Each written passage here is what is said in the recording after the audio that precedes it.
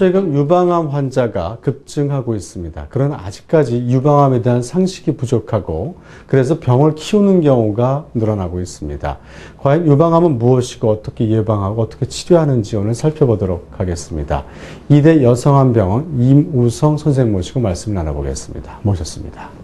안녕하세요. 반갑습니다. 네. 자, 최근에 유방암 환자가 굉장히 늘어나고 있습니다. 또 젊은 층의 환자도 늘어나고 있는데요. 자, 그렇다면 이 유방암이 생기는 원인과 또 이렇게 늘어난 이유가 무엇인지 궁금합니다.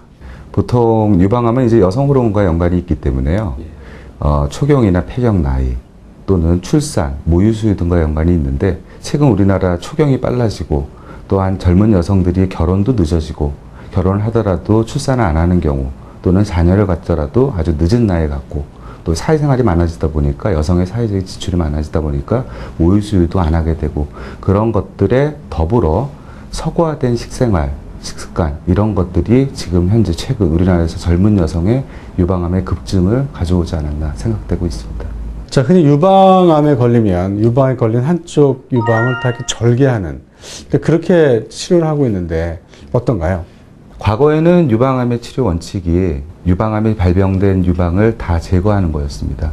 하지만 유방이 미용적으로, 기능적으로도 중요하고 여성에게 심리적으로도 아주 중요하기 때문에 최근에는 작은 유방암의 경우에는 유방을 남기는 유방 보존 수술하고 그에 맞춰서 유방 보존 수술 후에 방사선 치료를 병행하고 있습니다.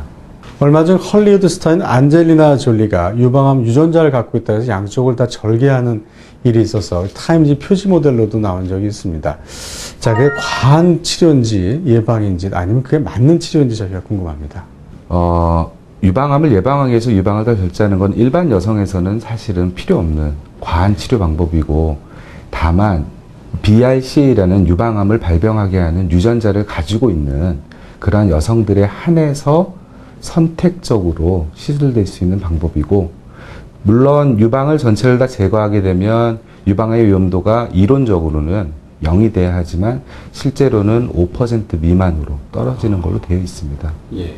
유방암에 걸리면 이제 그 본인 스스로 또는 이제 남편이 자가 진단을 하게 되는데요. 이럴 때 어떻게 자가 진단하는지 방법과 어떤 경우에 유방암일 수도 있다라고 우리가 또 의심을 해야 될까요? 자가검진은 보통 우리나라에서는 30세 이상의 여성들에게서 매달 시행되는 것이 권유되는데요. 보통 폐경 이전 여성은 생리 종료 후 일주일 정도 있다가 유방이 가장 부드러울 때 유방을 전체적으로 다 만져보고 네. 겨드랑이 부분에도 만져지는 흙이 있는지 없는지 그리고 유두에는 분비물이 있는지 없는지 부드럽게 짜보는 것을 권유하고 있고요. 네. 폐경 이후 여성은 생리 주기에 따른 유방의 변화가 없기 때문에 매달 한 번씩 날짜를 정해서 가령 매달 1일, 매달 7일 이렇게 한 달에 한 번씩 날짜를 정해서 전체 유방과 겨드랑이, 유두를 꼼꼼하게 진찰하면 되겠습니다.